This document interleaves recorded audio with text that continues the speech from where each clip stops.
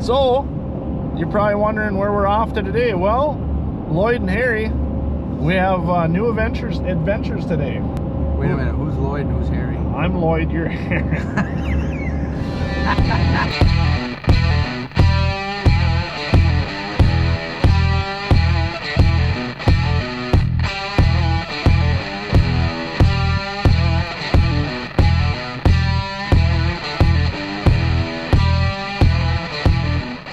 Anyway, we are just going through Fargo, North Dakota. Today, we're gonna go look at some interesting stuff. We are going to go to Superior Manufacturing, and we're gonna check out their mixed flow grain dryer, how it's built, and then we're gonna go check out a couple farm sites, and we're gonna see what they look like, and maybe you guys can pick up a couple things if you guys are looking at maybe changing something or adding something. It's really hard to know what you want to do, and it's, you know, just as far as taking the contractor's word for it or whatever. So we're gonna show you a couple facilities, and hopefully maybe you guys can pick up a couple things on that you like or dislike, or we're just trying to show you guys some different options. And then I'm learning, Dane's learning for our farm as far as what we can maybe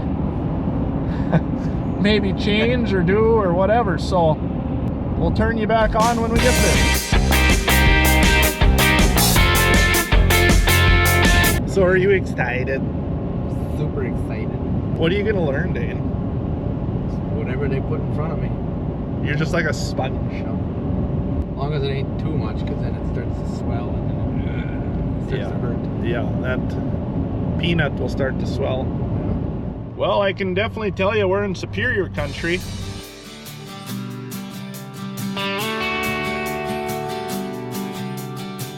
A lot of shiny Superior bins around here. Dane, where are we going? Left. Oh, okay. So here's this humongous water diversion. Look at that. That's for to diverting the red when it wants to flood up here in the spring. A lot of work ahead of them yet. They had to move all that dirt. Jeez, they dug a big old trench there.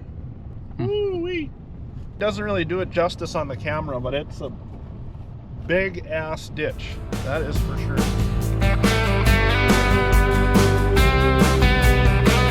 Well, we're getting close to the Superior facility, and man, is it kind of neat here. We're right along the Cheyenne River, and it's beautiful soil.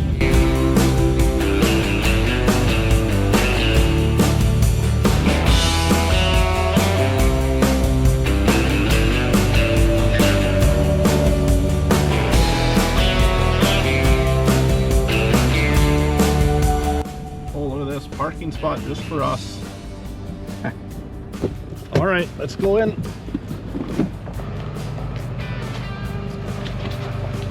After you, sir. Knock, knock.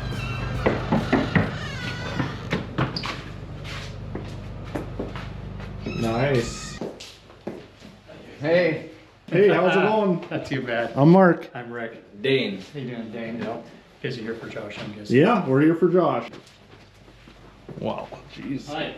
Wow, guys, you know you did something right when you got an office like this, right, Dane? Yeah. Yeah, or inherited. That's pretty cool. That's pretty cool. That critter was actually shot up in your country. This one here? Yep. Wow. Yep, Red Lake County. That's a big old bruiser. Last I know, he's state record for archery. Oh, that's not the real one? No. Where's he at? At this point, I don't know. It's been bought and sold several times. So you're telling me that you shot the thing, Yep. and then but someone wanted to buy it? Yep. Wow, that's pretty cool. Yeah, as he was a state record, like they wanted to put him on basically their show circuit and Oh, sure. take him around and show him. And Huh. I wanted to retain the deer, so he's like, "Well, what if I buy it?" And Cool. I said, "Oh, okay." That's pretty interesting. But So we better do an introduction here. So this is Josh, the owner of Superior, right? Or Yep. co-owner? Or he How do you wanna co-owner? Yeah, you and Dad? Mhm. Yep. We're gonna go out and look at a few sites, and we're gonna talk a little bit about the history of Superior and kind of let you guys know what they stand for. So let's go. So we're just pulling into this other site. This is his name is Joe, the one that owns this, and this is basically a newer site that's just been built. We got the house, shop, fuel tanks, and the new bin site, which it's kind of funny because when Dane and I drove past here, we were both like, look at that, isn't that so nice and simple? You got your house, got the shop, got the fuel tanks, and then a nice bin setup. So we're gonna meet up with Joe and then get his take on what he did here on this new site.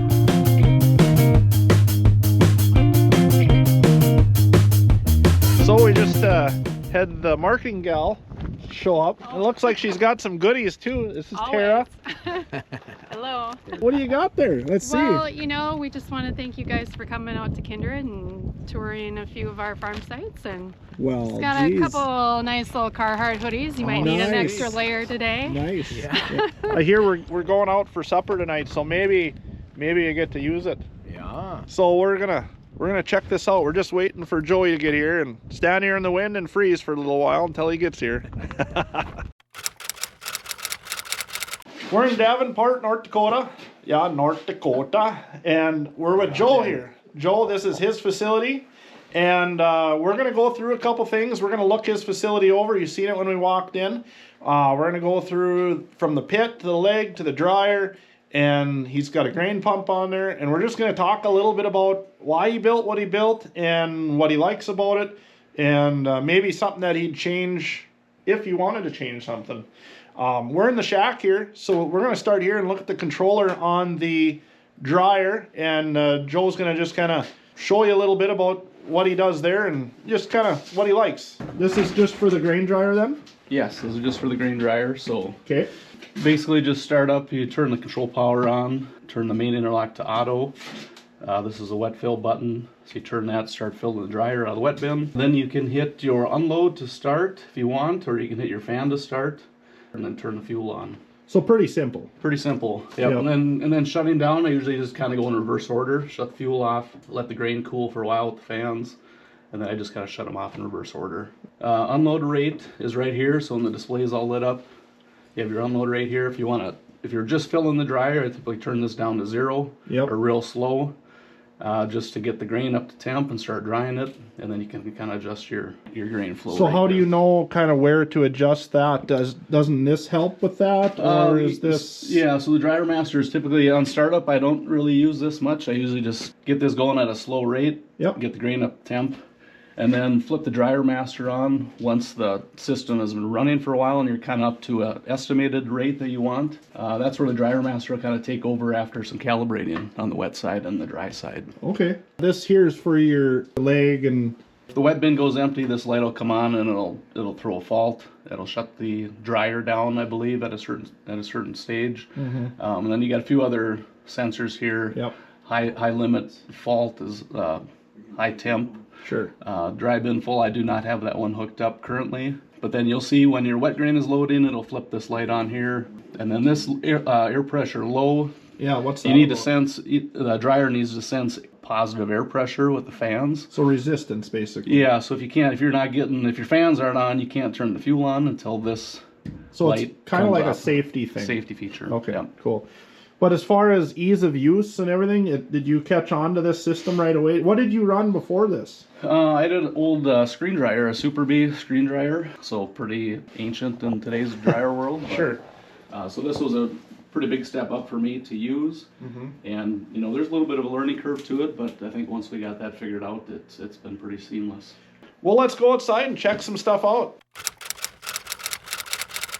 Okay, so we're outside the bin shack here now, and let's touch on the pit. And did Superior put in your pit? Yes. Okay. What size is this pit? So this is rated at 1,100 bushel is the rating on it. So we can typically pull up and dump a whole truckload, no problem. If you're talking 950 bushel or 1,000 bushel even, it's got room for that. Plus you're already drawing out of it once you're halfway through dumping. So Okay. So it's a single V in the Yep. bottom, just like the last one. And have you had any issues with plugging or anything like that, or water issues, or because there's a lot of guys that are afraid of these pits, Yep. especially up north. Yep. For us, I think a pit would be a very wise thing to do. Yes, it costs some money, but what are you saving on just the trucking side as far as like labor and time, and why did you put in a pit? basically had the opportunity to kind of start from scratch here, and the pit was kind of #1 priority for me, I guess, for efficiency. Yep. And like you said, getting rid of a possible truck and a driver at that point. And then also just the speed of it too. You know, we can have a truck pull across. As soon as he dumps his air and dumps the traps on the truck, he's off and running again. So that was kind of the main reason.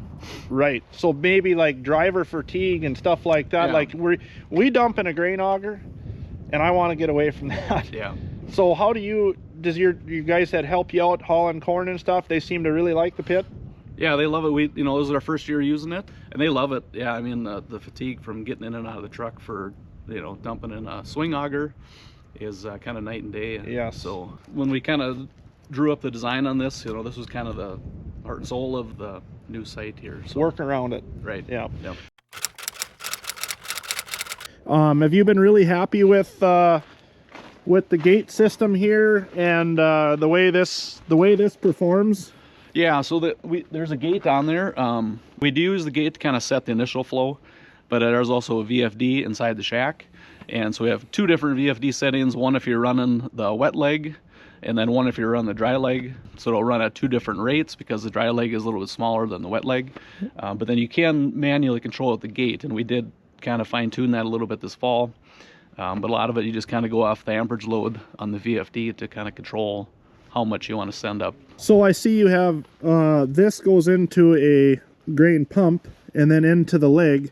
So can you explain quick, like why did you guys do it like this versus any other specific way? We kind of positioned the leg in the center of the bins, and then that kind of determined how far back we'd have to kind of set our pit, and so we ended up with this short grain pump that carries away from the pit auger.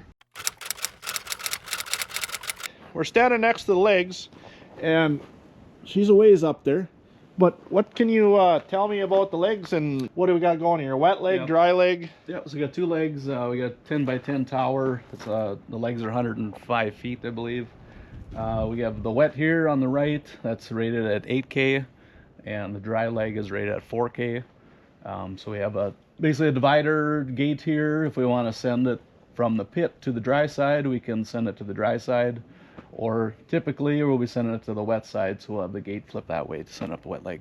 And then on this system here, this leg and tower system, you bought this through Superior? Correct. Yep. And then so they installed it and you purchased it through them and everything, so it was kind of a package deal. Right.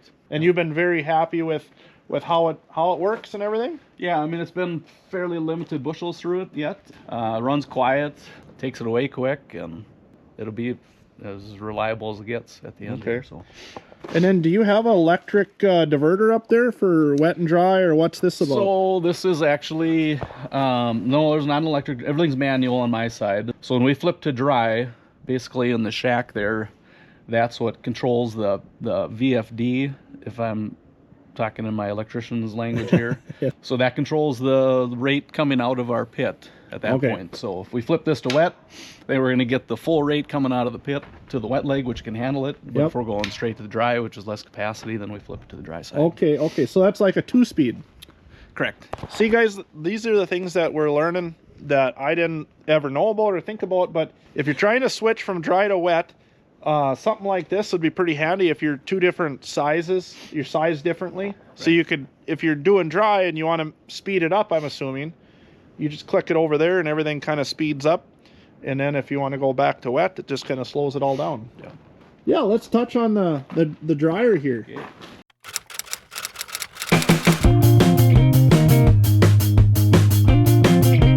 Okay, so Joe put in a Superior dryer. What size is your dryer? So this is a 2412. So I think the rated bushels per hour at 5 points is right around 1900. I'm hoping to get close to that, probably more in that 1700 range at 5 points. So yeah, it was originally a 2410, and we added 2 tiers to it to make it a 2412 for some extra capacity. So what have you noticed as far as what the throughput is on that, on like a 21% corn and stuff like that? Obviously it has a lot to do with the weather, but is the capacity pretty good at what they say it's going to be? Yeah, it kind of depends on your drying temp as well. You know, a lot of times I'll run anywhere from 200 to 210, depending on the grain quality. You know, I think on the 2410, you know, typically 1400 bushel an hour was pretty common, depending on the drying temp and outdoor temp. But now this one I'm hoping to get, yeah, to that, probably at 1700 range. Right. 1800 range. So on the grain dryer, do you have any issues with any plugging or anything like that? I mean, they're pretty bulletproof, aren't they? Yeah, I mean, we've had a couple small issues, you know, with spots, but typically, you know, beginning of the year, you make sure they're cleaned out good. Yep. There's no bird's nests in there. Yep. Blow them out. You know, we run the conveyors clean. We open the doors on the bottom to let everything drain out. And then as long as you're running, you know, in fairly decent weather, yep, you have good corn, it's been pretty seamless. Yep. Yeah, that's fun to hear. Yeah, especially as a producer. Now, guys, this is the producer that runs this dryer. Like, we're not out here sugarcoating it. It is what it is, right? Right. So then you go from, this is your wet bin here? Correct. What size is this? It's 42 diameter, so 4210, which is roughly 46,000 bushel. Okay. Yeah. So 46,000 bushel wet bin. I see you built up your stem wall here. You come up with that on your own, or what was the reasoning for that? Well, with the grain pump here coming out for the wet side, they wanted the 3-foot form, I believe this is, just to give us that extra room. And you can still see we ended up having to make a small little dugout to put the boot of the grain pump in. Yep. But they wanted, this was kind of superior. They wanted this tall form, yep, which they're kind of recommending on a lot of their wet bins now. Sure. Just for some versatility, flexibility, getting it away from the wet bin. Right. So if you could help somebody out as far as if they're building, expanding their grain handling facility, building a mixed flow dryer, do you feel like one thing you would recommend is, you know, hey, look at your wet system, you know, build a bigger wet bin? Yeah. You know, that seems to be kind of the common thing, right? The one thing at harvest is if you're constantly bumping up against if you have too limited on size on your wet bin, you're constantly having to keep that wet bin full. Where here, you know, it comes back to the kind of the same premise as the pit, you know, operator fatigue. So if we can fill up this wet bin, yep, and we can dry for a full day or day, yep, and a half while we're hauling dry out on the dry side, yep, and give some of the operators a little bit of a break, mm-hmm, you know, that seems to really help at the end of harvest when it goes on for, mm-hmm, you know, 6 weeks. Right. So. Can you run this dryer if it's a light rain? Yeah, we've ran it before. It makes a little bit of a mess, but yeah. But yeah, there's no issues unless it's, you know, a heavy rain that's coming sideways that it can get in the louvers up there. But yeah, we've ran it in rain and with no issue. So have you ran it in the cold much? Yeah, we've ran it in the cold. Yeah, 2019 it was cold. And you know, typically if it gets close to 0, it's about time to shut it down, it seems like. But you know, anything, you know, under freezing down to the 20s overnight, you know, we run it. Well, that's good to know. So yeah, that's is there anything that you want to highlight on this dryer that you like, or anything that you want to showcase, since it is a real nice Superior dryer? Yeah, I mean, one thing I did really like about it with the underfan design is everything is ground level as far as servicing. You know, all your greasing, you're checking your chains, your drag conveyors. We did have an electric motor go out 2 years ago on the drag chain underneath the meter rolls, and it was simple to replace because it's right there. You know, yep, it's about 6-8 feet off the ground. And then everything up top, there's really nothing up top that is serviceable except for the drive for the grain pump. So that's pretty slick. Up top is just a gravity fill, so it just kind of fills up till it hits the high limit pancake switch and then shuts off the wet side. Quits calling for corn. Cool. Have you seen any issues with the bees wings or anything coming down, getting sucked back into the fans, or any issues like that? Because I mean, we're in North Dakota. I mean, you're gonna have wind, Yeah. you're gonna have, you don't know what way it's coming out of.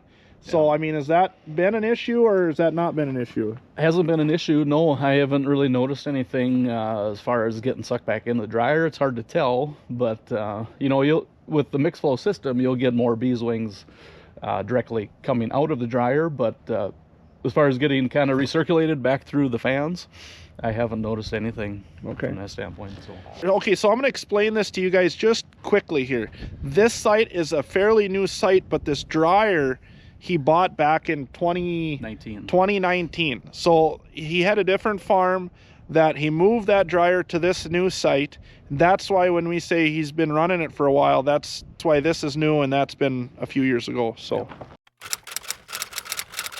So now that we've checked out the whole bin site here, your dry bins, what's the capacity on them? Those are 62,000, so they're a 48 diameter, 10 ring tall, so 62,000 a piece. Okay.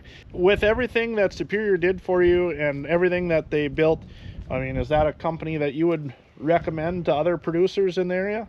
Yeah, absolutely. The service is great. Our location here, proximity to their manufacturing is about 4 miles. Well, yeah, three miles. You're very fortunate that way. Right. So we have this, like I said, on the dryer side, Rody does a great job keeping us up and running if there's any issues. So the service has been good. And if we have any small issues with the bin too, they've been make sure to stop right out and get us going. So how about like the design process and just buying the system and stuff like that? You worked with Josh and stuff, and them guys been pretty good to you? Yeah, so we kind of, when we initially laid this out, I kind of had an idea of kind of what I wanted to do, and then we worked Superior directly to kind of finalize the details, get all the dimensions correct, and make sure there weren't any missed items that would cause any issues for future expansion or in startup. So awesome. Yeah. Well, hey Joe, thanks for your time. Yeah, we'll see you around. Well, we're swinging into, what's this town? This is Kindred. Swinging into Kindred. We're gonna go in their local cafe and have some lunch. So we'll see what this is all about. Dane, have you ever been to Kindred, North Dakota? Nope, first time. This is first time for me too.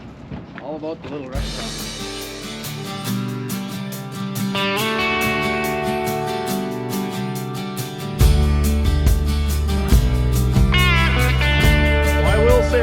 That was some good breakfast. Hey, Dana.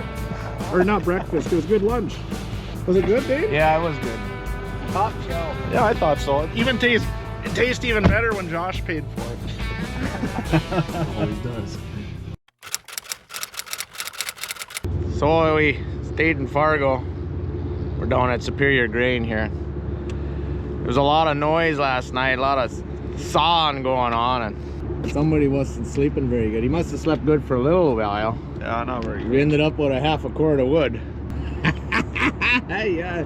Them hotel beds, some of them are good, but some aren't either. A lot of chainsaw work last night. You poor bitch. Yeah. Well, we're gonna find something to eat. Then we're gonna head out to Superior and we're gonna check out how things are built.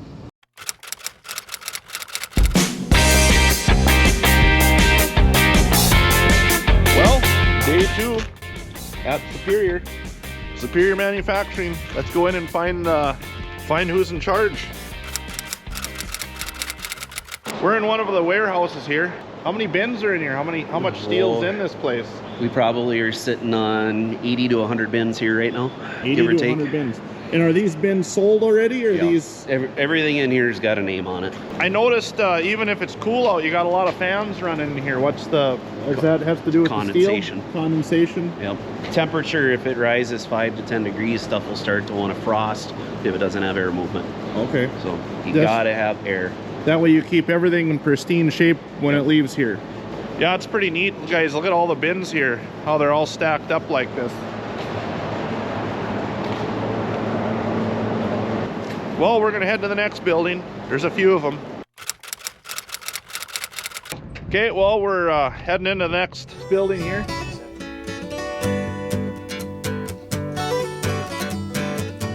It's really noisy, but they're stamping out floor stands for the air floors right now.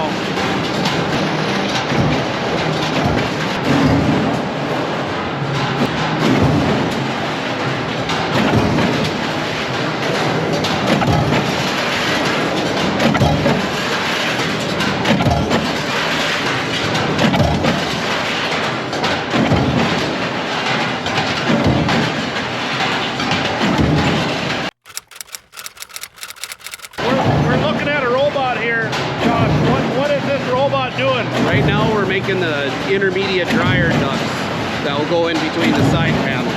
Okay. So this is making dryer sides right now? Yep, this is making your dryer side pieces. And then those columns that you saw getting folded go in between them. Okay.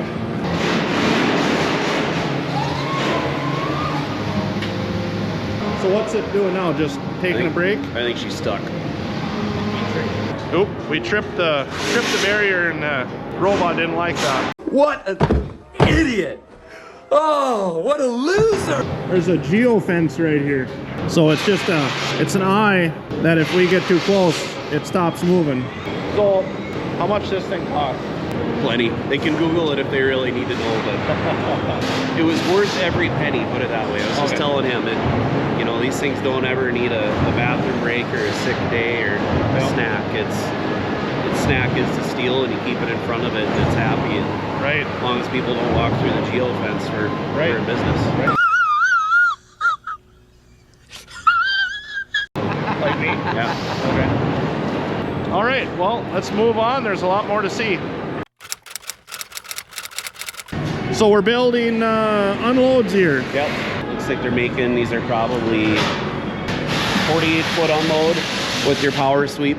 So they're wrapping up a few of them right now, and they'll roll them out on the rack, and they just get stacked into inventory. Over here now looks like we're they got the top of a dryer that's getting started, and it is noisy in here, guys, so if you can't hear everything, I apologize. There's a lot going on. What dryer is this, Josh? This is a 24-foot top. Okay. So they're assembling that, they're wrapping up platforms and top safety cage, and I would guess it's probably out of here in the next hour. Okay. Right here we're putting together a disc turret. This would be a cross drag for a dryer. Okay. So it's basically it connects the two conveyors together to drag it to one side or the other of the dryer. Okay. Pretty big heavy bearing. There's my hand. Well, you guys really put a lot heavier bearings in there than I thought you would. One size fits all. They're pretty big. It's way easier to go heavier on everything and make it universal than trying to go to the bare minimum on every size just to save $1. Right. It doesn't make sense. Yep. Now this is all raw and finished product. Oh, we got another room here. Yeah, this is the big one. So this is another warehouse they have. Middle racks are pretty much all finished product, and then the outsides are raw material waiting to be processed. Okay. All right. Well, geez, look at this, guys. There's a lot of stuff in here. A lot of stuff. So this is all aeration floor material that will get put into the machine and rolled into planking. How heavy is a? Probably about 4,500 pounds. Well, You might say, you know. 3840. 3,840 pounds each slab, and there's a lot of them. That Stamtech machine that you watched stamping the floor supports will make a ton of parts for us. So it'll punch out just about anything we want it to. It'll make ladder standoffs for us. It will make eave angles that go around the top of the bin that connect the roof to the sidewall. It'll make the base plates for anchor bolts. It makes the shims for the stiffeners. And that's what goes in between the cement and them plates we just looked at back there, them big heavy ones. It will stamp out our bin stair kits. There's the... So it's complete step. This would be the one that goes right underneath the door. Okay. For a guy to step the sheet into the doorway. That tool that you guys have does a lot for you then. I think we got 18 dies for it right now. Wow. So it makes the roof ladder rungs, which go on from the peak to the eave. It makes the anchor stiffener, which is this bottom piece right here. So basically a folded C channel with all of its punch outs. Show you one thing up here once we get to it. Kind of unique. So we create very little waste with everything we're doing, which is the beauty of having your own machines, your own programming. Like when we're punching out our bin steps, we're producing our own washers. Oh, so instead of punching out that circle and just throwing it away, we're turning stuff into washers. I mean, this is kind of the scrap bins, if you will, of all the excess parts that we can make with, you know, our remaining corners and whatnot. Yeah. And the beauty of those machines is then they'll also etch every part number into every piece. Oh, wow. So you'll always know what you're dealing with. Well, that's just called being efficient, and that's why you can be so competitive, right? Correct. It's little things like that take you to the next steps. So right. There's a perfect example of a die sitting there right on the floor. Couldn't tell you what it's going to make, but it's one of those switch outs. Oh, right here, this great big thing right here. That's like what you seen that was chum chum. This is a die for that. To have a piece of steel like that machined into a die must not be very cheap. You're probably looking at $50,000 to $100,000 a die, depending on the complexity of it. Well, let's go to the next part and see what's there. Okay, so what's your name? Sean. Hey, Sean. We're going to talk about this machine that you guys are using here today. Yep. What can you tell me about her? What's it doing? So about 90% of what we do in this facility comes in on flat sheet steel. We have 2 trumps. They punch and cut everything out. So right now on this machine there's a tool rail, and each tool is for different size punches. So he's got it loaded up. We program it offline. He loads the program in, puts the punches in, picks his sheet size, and now he'll start running. So we can do a lot of different things on them. We can extrude, we can do roller beading, some forming. So yeah, they've been awesome for us. So what we're gonna look at right now is punching holes. Is that what it's doing? Correct, yep. So it is actually it's engraving our part numbers right now. And then from there, it can be manually picked, it can drop into a bin, or we have a sheet master that will actually pick up the part and put it on a pallet for us as it's running. And that's what that thing does. It's got all them suction cups on it, and it'll grab the piece when it's done with it and then put it on a pallet. Correct, yep. That's pretty cool. So that way you guys don't have to touch it. Correct. So we're back outside here now, and they got everything cemented on the other side of the facility here, and they got a lot of these dryer what do you want to call these? These are dryer panels. These here will go back inside, be assembled, and then we're going to show you on the other side when they get them assembled. Then you have a whole bunch of them sitting here ready to go. Yep. Okay.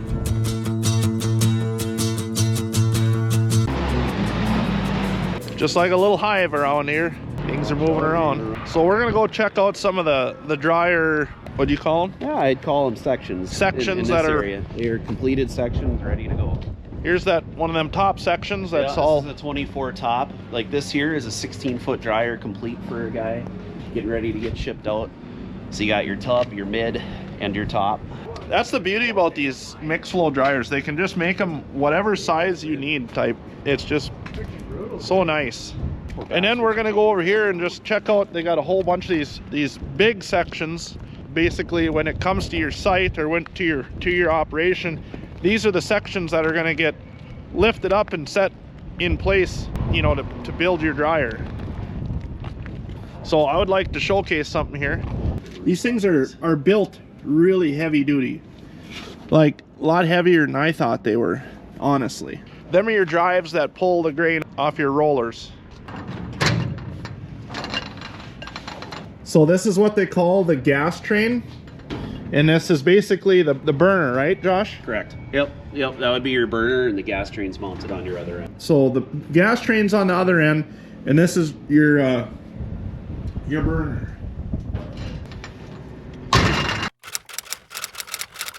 Let's just show what you're working on here. Traver, you're doing all the blueprints, right? Working on CAD, site designs and layouts. So if you call Superior, this is the guy, one of the guys that's probably going to be designing your system. You can go in and do full 3D layouts, either brand new sites or adding into existing systems. Sure. So how long does it take for you to do a site like this per se? Depends on how much we're adding to it. If there is existing, I can usually get a site drawn up, and depending on how much we're adding, a couple hours. Okay. You know, and then quoting beyond that. You know. Cool. Usually like to send it out to the customers to see, right, you know, what they want, you know, if there's edits needed or so when like you that. start on a site like this and you're starting from scratch and then you send it off and then you're changing it, does it take long to do changes and stuff like that? You guys can alter stuff pretty quickly. Yeah, usually within, you know, an hour or two, and you know, depending on what's getting changed. Right, and by doing this, you kind of know what's going to work, what's not going to work. Right, we can see what's going to fit and what's not on the property. We use it for the quoting process as far as how big of pumps do we need, what's the angle they're running at, that type of thing. You can kind of overlay it with GPS, or not GPS, but satellite imagery. Exactly, yep. Okay, So we can know exactly, you know, where his driveway's at, how close we are getting to it. Sure. You know, how much space he needs from the road, whatever it may be. So we're going to talk to Josh here a little bit about kind of the history of Superior, where it started, how it started. I mean, I didn't know it was a kind of a family-run operation, and it's been that way for quite a few years. So I'm going to turn the camera over to Josh, and we're going to talk to Josh a little bit about his the family business and how it got started, and just so you guys kind of have an idea and understand where they came from.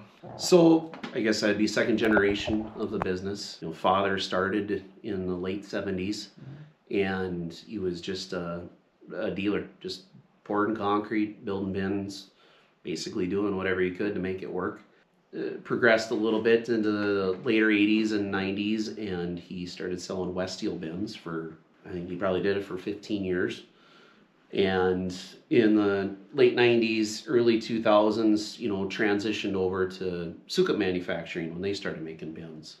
So he was, you know, involved with kind of their design process a little bit as a builder, and, you know, we bought all the accessories, and, you know, a few years later, the call kind of came to, I want to be a manufacturer, you know, and your dad. Yep, you know, Dad decided it was time to take a bite into the manufacturing world, and I thought he was crazy. You know, I think we all thought he was crazy. That's a lot of capital, it's a lot of guts, it's a lot of debt, you know, it's a lot of stress, and it's a risk. It was a whole different world than what we had ever known. You know, we knew how to build bins, we didn't know how to make bins.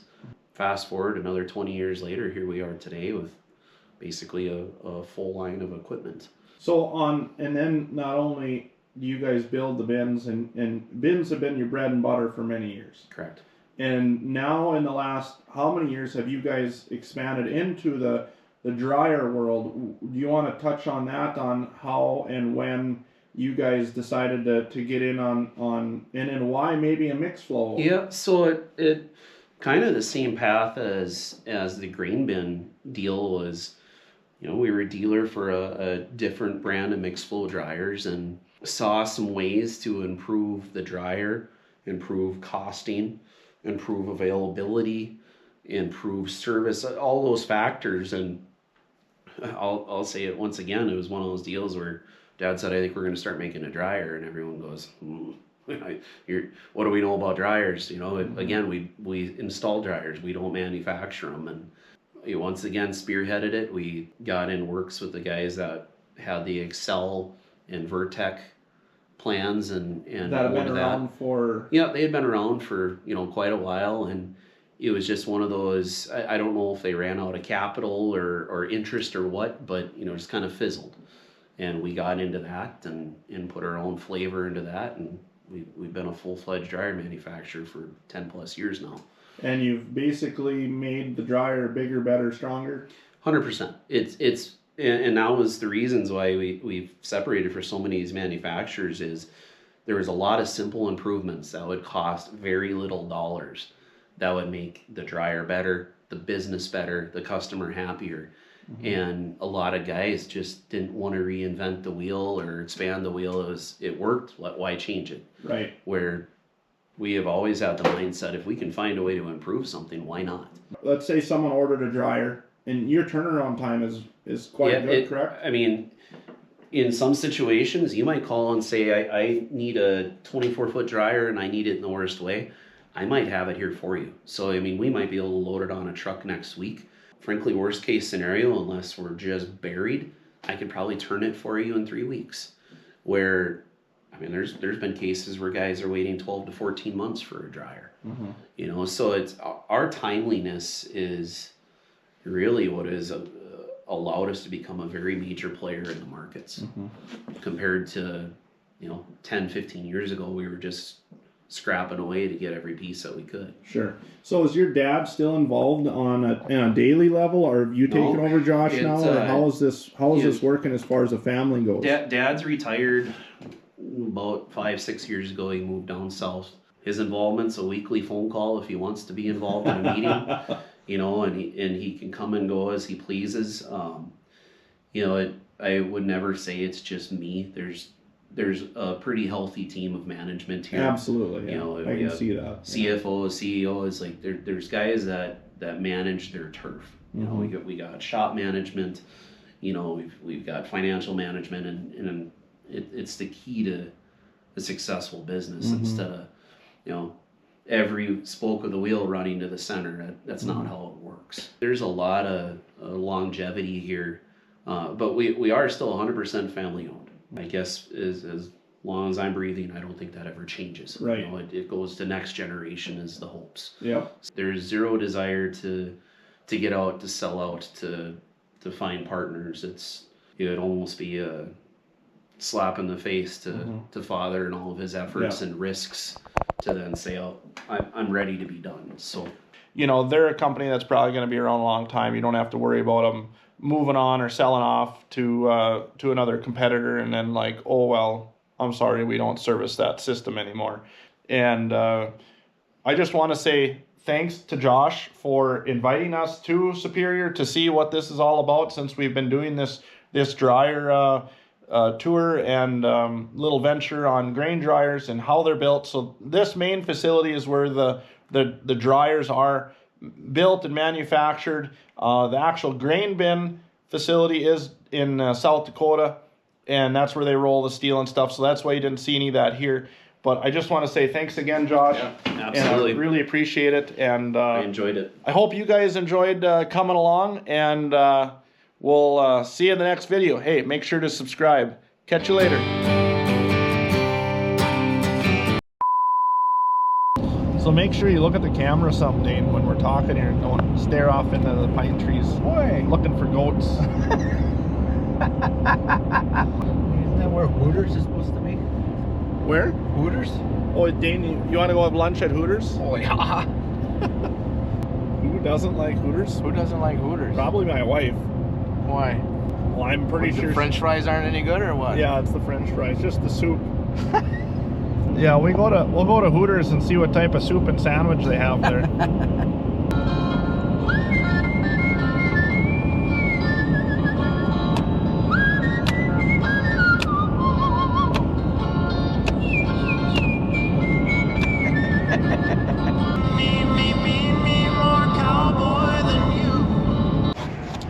Yeah, we're over here Breakfast near me. struggling trying to get the frickin' breakfast app to work here, and it's not going very good. Dane, he's been in and out of the same screen 10 times because he can't figure out how to get the thing to... I can't get it to move, and then... Oh, what a bunch of hillbillies. You fried potato. Yeah, be better than a rotten tomato. Then the gas goes... Yeah, we gotta have enough to get home. Yeah, I know.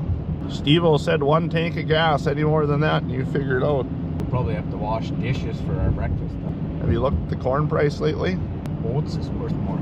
That's pretty bad when oats is worth more than corn. Well, at least we can make oatmeal. It'd be better than cornflakes. The light is green, homie. Don't have to stop. I'm not. I'm just slowing down, son. Oh. No. But just like...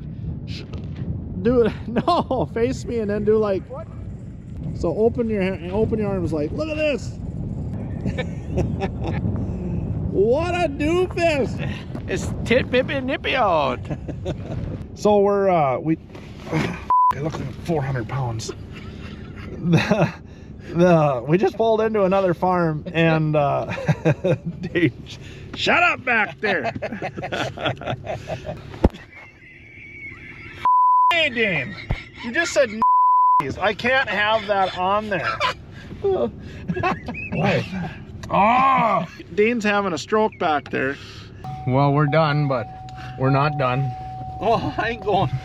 I don't know if I'm going back to the shack and destroy it. Destroy. I'm not gonna even say. Somebody's got a. I didn't say I had to. Yeah, he's got a Duke on board, and it's gonna make its way out. Hey, there's a willow bush. Yeah. You better go back to the shack, or you're not gonna make it. No nukes, no nukes. No nukes, no nukes, no nukes. Yeah, it ain't a turtle head, it's a nuke. That spicy chicken you had. Well, it might have something to do with it. Yeah, last night he got the meat sweats. He had to have this spicy, what was it, spicy chicken or ribs or what? It was ribs and chicken. Oh. Well, I don't know. They were pretty damn good. So. Oh yeah, I'm sure they were. They look good. They're gonna be just as good on the way out too, aren't they? Be glad to get rid of it.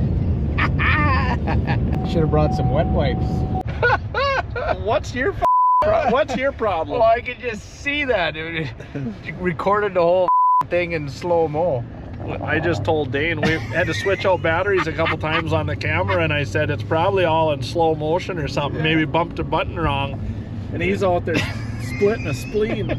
I can just see that. No nukes. That'd be very bad. Stephanie would be very upset with us.